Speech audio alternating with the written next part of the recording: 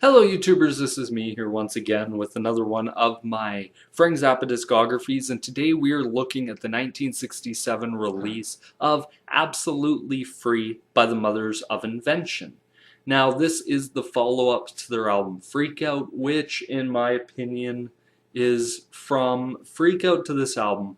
If you were expecting Freak Out, you were in for a real shock when you heard this album, because this album focused way more on the progressive slash avant-garde side of music with comedy splashed in there, but it's a really damn good album.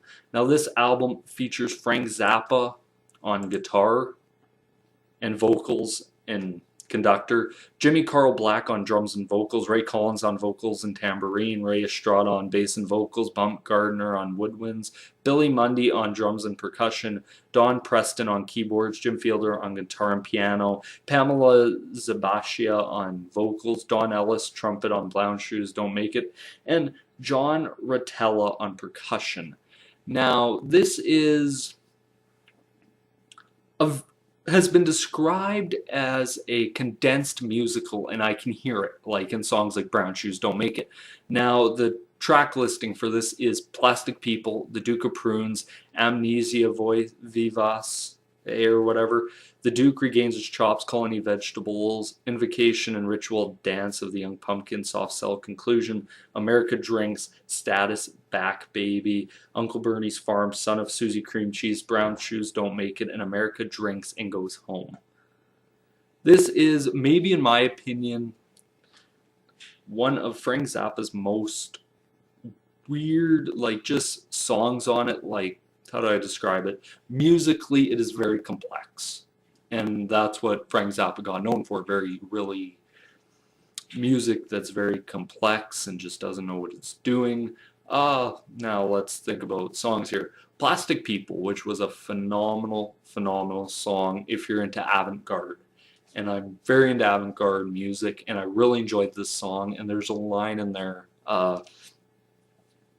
take the time, look around, watch the Nazis run your town, go at home, look at yourself, you think we were talking about somewhere else, plastic people, that's right.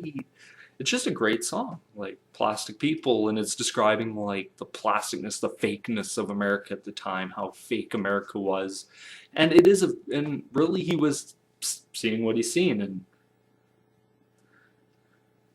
and it's a very weird thing. Like, you hear a lot of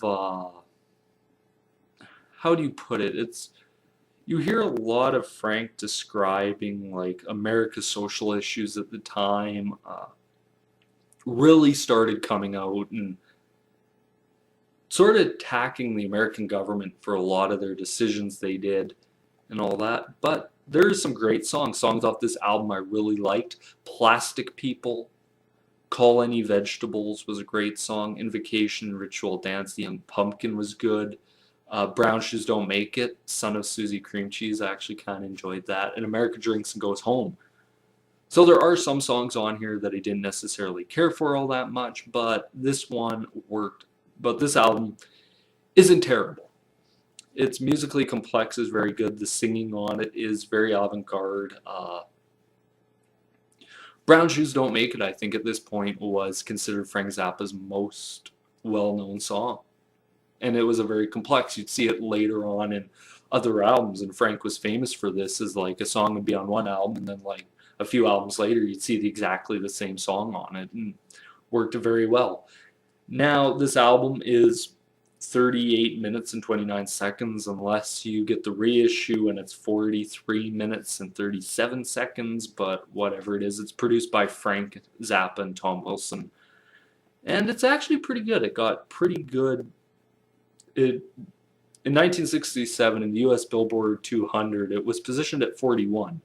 So for 1967, with all those albums coming out, it was actually pretty good to get into the top 50. So I think what this can, and Frank talked about this in interviews he did, like that great time, the late 60s, early 70s, when all this supposed great music was coming out. He even said, like, the music wasn't necessarily great, but it was allowing music of an experimental nature to come out, and it And he even said, who were the guys running the studios at that time? It wasn't the hip young hippies. It was the cigar chomping old guys that said, well, I don't know what this is.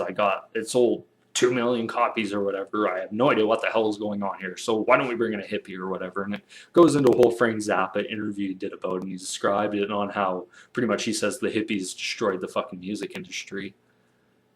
But that is what it is. And it's actually a pretty good.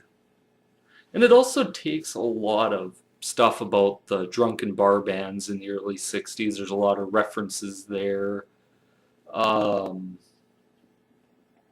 Mocks the president, beginning of Plastic People.